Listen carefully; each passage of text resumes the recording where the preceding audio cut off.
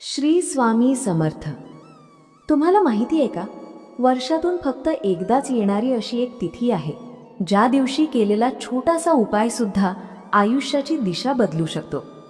ज्या घरात पैशांची सतत कमतरता असते, मेहनत करूनही यश मिळत नाही, कामे अडकून पडतात, त्या घरातही या एका दिव्यामुळे समृद्धीचा प्रकाश पसरू शकतो. म्हणूनच आजचा हा व्हिडिओ शेवटपर्यंत नक्की ऐका, कारण मध्येच या उपायाचा एक अतिशय महत्त्वाचा भाग आहे, जो चुकला तर उपायाचा पूर्ण परिणाम मिळणार नाही. नमस्कार मंडळी, तुमच्यावर स्वामींची कृपा सदैव राहो, तसेच तुमच्या सर्व मनोकामना पूर्ण होवोत, हीच मी मनापासून स्वामींच्या चरणी प्रार्थना करते. मंडळी, एक छोटीशी विनंती आहे तुमच्याकडे. हा व्हिडिओ मी फक्त कंटेंट म्हणून बनवत नाही. प्रत्येक माहिती आधी वाचते, समजून घेते, तपासते, मग तुमच्यासाठी वेळ काढून मनापासून हा व्हिडिओ तयार करते. घरची कामं, जबाबदाऱ्या सगळं सांभाळून तुमच्यासाठी हा प्रयत्न असतो. माझा एकच हेतू असतो, तुमच्या आयुष्यात सकारात्मकता यावी, तुमच्या घरात सुख शांती यावी आणि स्वामींची कृपा तुमच्यावर राहावी. जर तुम्हाला वाटत असेल की हा प्रयत्न मनापासून आहे, तर कृपया व्हिडिओला एक लाईक नक्की करा. तुमचा एक लाईक म्हणजे माझ्यासाठी खूप मोठं प्रोत्साहन असतं. त्यामुळे मला अजून उत्साहाने अजून चांगले व्हिडिओ बनवण्याची शक्ती मिळते. तुमचा एक सेकंद माझ्यासाठी खूप मौल्यवान आहे. उद्या 27 फेब्रुवारी शुक्रवार, आणि या दिवशी येत आहे अत्यंत पुण्यप्रद अशी आमलकी एकादशी. काही ठिकाणी हिला आवळा एकादशी असेही म्हटले जाते. एकादशी प्रत्येक महिन्यात दोनदा येते, पण प्रत्येक एकादशीचे स्वरूप आणि महत्त्व वेगळे असते. आमलकी एकादशी मात्र विशेष मानली जाते, कारण हा दिवस भगवान विष्णू आणि माता लक्ष्मी यांच्या कृपेशी थेट जोडलेला आहे. धार्मिक ग्रंथांमध्ये असे वर्णन आहे की या दिवशी श्रद्धेने व्रत किंवा सेवा करणाऱ्याला हजारो गायी दान केल्या इतके पुण्य मिळते. इतकेच नव्हे तर स्वर्गसुख आणि मोक्ष मार्गाची प्राप्ती देखील होते असे मानले जाते. पण सगळ्यांनाच कठोर उपवास करणे शक्य होतेच असे नाही. घरची कामे, नोकरी, आरोग्य या सगळ्या कारणांमुळे अनेकांना उपवास जमत नाही. म्हणूनच आज मी तुम्हाला असा एक साधा पण अत्यंत प्रभावी उपाय सांगणार आहे, जो उपवास न करताही करता येईल. तो उपाय म्हणजे फक्त एक दिवा. होय, फक्त एक दिवा योग्य ठिकाणी योग्य वेळेत लावला तर घरातील अडथळे, आर्थिक संकटे, मानसिक ताण, अपयश यांचा अंधार दूर होऊ शकतो. पण लक्षात ठेवा, हा दिवा कुठे लावायचा, कोणत्या वेळेत लावायचा आणि कशा पद्धतीने तयार करायचा हे सगळे नीट समजून घेणे खूप आवश्यक आहे. म्हणून मध्येच स्किप करू नका. आमलकी म्हणजे आवळा. आपल्या आयुर्वेदात आणि धार्मिक परंपरेत आवळ्याला अत्यंत पवित्र स्थान आहे. असे मानले जाते की या दिवशी आवळ्याच्या वृक्षामध्ये भगवान विष्णूंचा वास असतो. काही पुराण कथांमध्ये वर्णन आहे की भगवान विष्णूंनी स्वतः सांगितले की या वृक्षात अनेक देवतांचे निवास असेल. जो कोणी श्रद्धेने या वृक्षाची पूजा करेल, त्याच्या जीवनातील दारिद्र्य आणि दुःख हळूहळू नाहीसे होतील. आपण बघतो, काही घरात पैसा येतो पण टिकत नाही. काहींना सतत कष्ट करूनही यश मिळत नाही. मुलांच्या शिक्षणात अडथळे येतात, व्यवसायात वाढ होत नाही, घरात कारण नसताना तणाव असतो. अशा वेळी काही विशिष्ट तिथींचे महत्त्व खूप मोठे असते. त्या दिवशी केलेली प्रार्थना आणि उपाय अनेक पटींनी परिणाम देतात. आमलकी एकादशी हा तसाच दिवस आहे. आपल्या संस्कृतीत दिवा म्हणजे फक्त प्रकाश नाही, तो अज्ञान दूर करणारा ज्ञानाचा प्रतीक आहे. अंधार म्हणजे नकारात्मकता, भीती, दारिद्र्य, आणि प्रकाश म्हणजे आशा, सकारात्मकता, प्रगती. जेव्हा आपण श्रद्धेने दिवा लावतो, तेव्हा तो फक्त तेल किंवा तूप जळत नाही, तर आपल्या मनातील निराशा जळते, घरातील जडत्व कमी होते. विशेष म्हणजे आमलकी एकादशीच्या दिवशी सकाळी आणि संध्याकाळी काही विशिष्ट वेळा अत्यंत शुभ मानल्या जातात. यावेळी सकारात्मक ऊर्जा जास्त प्रमाणात सक्रिय असते. जर तुम्ही हा उपाय सकाळी करणार असाल तर 9:30च्या आधी करा, आणि संध्याकाळी करणार असाल तर 6 ते 9:30 या वेळेत करा. या वेळेत वातावरणातील ऊर्जा संतुलित असते आणि लक्ष्मी तत्व सक्रिय मानले जाते.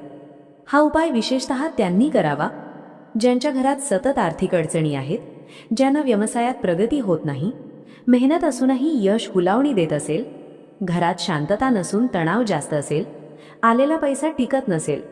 जर तुम्हाला वाटत असेल की मी खूप प्रयत्न करतो पण काहीतरी अडथळा येतोच, तर हा उपाय तुमच्यासाठी आहे. आता पुढे मी तुम्हाला अगदी सुरुवातीपासून शेवटपर्यंत संपूर्ण प्रक्रिया सांगणार आहे, स्नान कसे करायचे, दिवा कसा तयार करायचा, कोणत्या वस्तू लागतील आणि सर्वात महत्त्वाचे म्हणजे तो नेमका कुठे ठेवायचा. कारण इथेच बहुतेक लोक चूक करतात. व्हिडिओ शेवटपर्यंत पहा, कारण शेवटी मी एक छोटासा पण अत्यंत महत्त्वाचा नियम सांगणार आहे, जो पाळला तरच पूर्ण फल मिळते. आमलेकी एकादशीच्या दिवशी शक्य असेल तर लवकर उठा.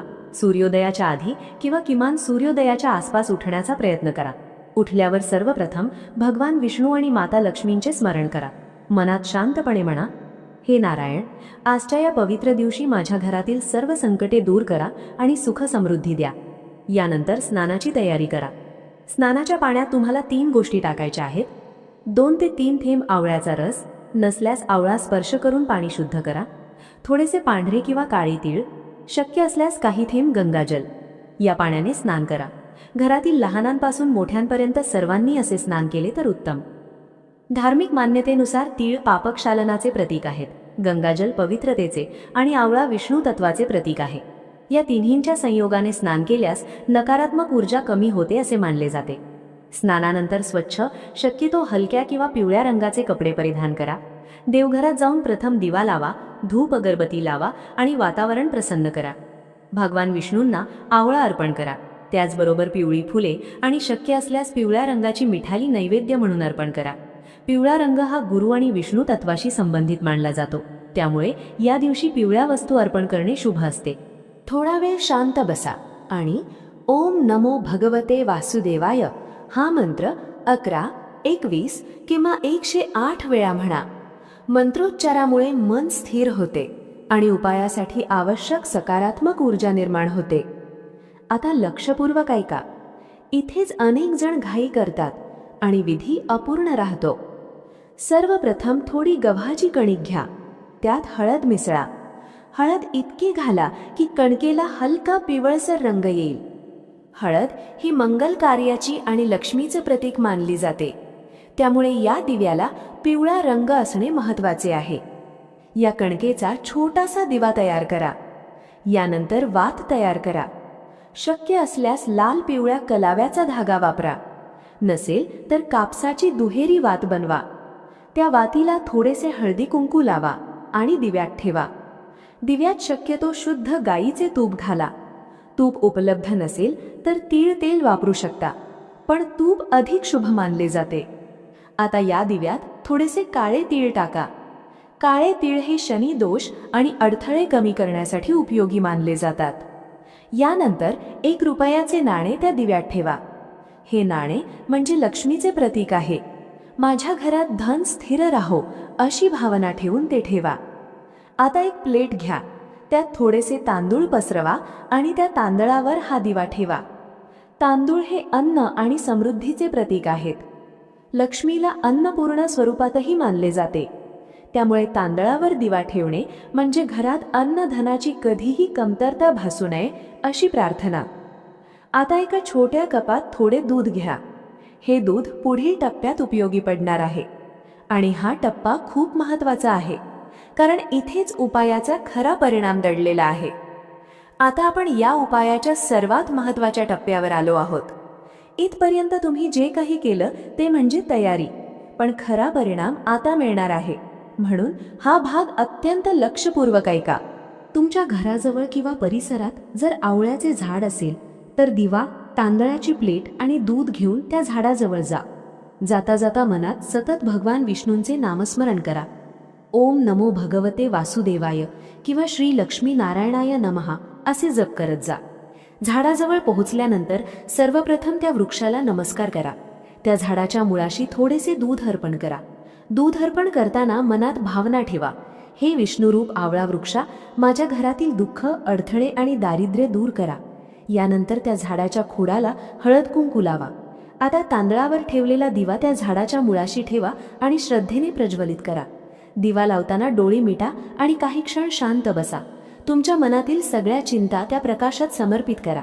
तुमच्या आयुष्यातील अडचणी, आर्थिक समस्या, अपयश हे सर्व त्या ज्योतीसमोर व्यक्त करा. दिवा जळून संपल्यानंतर त्यामध्ये ठेवलेले 1 रुपयाचे नाणे त्या झाडाच्या मुळाशी हलकेच मातीमध्ये दाबून टाका. हे नाणे म्हणजे तुमच्या घरात धन स्थिर व्हावे अशी प्रार्थना. जसे बीज मातीमध्ये रुजते आणि मोठे झाड बनते, तसेच तुमचे धन, तुमचे यश वाढत जावे अशी भावना मनात ठेवा. दिवा मात्र तिथेच झाडाखाली राहू द्या. तांदूळ आणि कणकेचा दिवा पक्षी, मुंग्या, कीटक खातील. आपल्या परंपरेनुसार मुंग्या या धनाचे प्रतीक मानल्या जातात. जेव्हा त्या तांदळावर ताव मारतात तेव्हा लक्ष्मी तत्व सक्रिय होते असे मानले जाते. प्रत्येकाच्या घराजवळ आवळ्याचे झाड असतेच असे नाही. अशा वेळी काळजी करू नका. जर जवळ करवंदाचे झाड असेल तर त्याजवळही हा उपाय करू शकता. जर कोणतेही पवित्र वृक्ष जवळ नसेल तर तुमच्या देवघरात भगवान विष्णूंच्या फोटो किंवा मूर्तीसमोर हा दिवा लावा. दुसऱ्या दिवशी सकाळी तो दिवा एखाद्या मोठ्या झाडाखाली नेऊन ठेवावा आणि 1 रुपयाचे नाणे तुळशीच्या कुंडीत हलकीच मातीमध्ये दाबावे. तुळस ही लक्ष्मीचे स्वरूप मानले जाते, त्यामुळे नाणे तुळशीजवळ ठेवणे म्हणजे धनस्थैर्याची प्रार्थना. आमलकी एकादशीला शक्य असल्यास किमान 1 आवळा खा किंवा आवळ्यापासून बनवलेला एखादा पदार्थ सेवन करा. आवळा हा आरोग्यदायी आहेच, पण धार्मिकदृष्ट्या तो विष्णू तत्वाचे प्रतीक आहे. या दिवशी आवळा सेवन केल्याने मानसिक शांतता मिळते, रोगप्रतिकार शक्ती वाढते आणि पवित्रता वाढते असे मानले जाते. हा उपाय करताना एक गोष्ट विसरू नका, तो म्हणजे मनातील शंका सोडा. जर होईल का नाही अशी शंका मनात ठेवली तर उपायाचा परिणाम कमी होतो. श्रद्धा, विश्वास आणि कृतज्ञता या भावनेने केलेली प्रार्थना नेहमी फलदायी ठरते. हा उपाय वर्षातून फक्त एकदाच करण्याची संधी मिळते, त्यामुळे ही संधी दवडू नका. आजचा हा उपाय छोटा वाटेल, पण त्यामागची भावना मोठी आहे.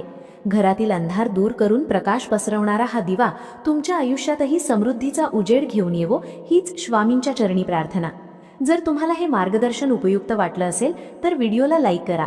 नवीन असाल तर चॅनलला सबस्क्राईब करा आणि ही माहिती तुमच्या मित्रपरिवारासोबत नक्की शेअर करा, कारण कदाचित कोणाच्या आयुष्यात हा दिवा आशेचा किरण ठरेल. चला भेटूया पुढच्या एका नवीन आध्यात्मिक विषयासह. तोपर्यंत सर्वांना मनापासून श्री स्वामी समर्थ.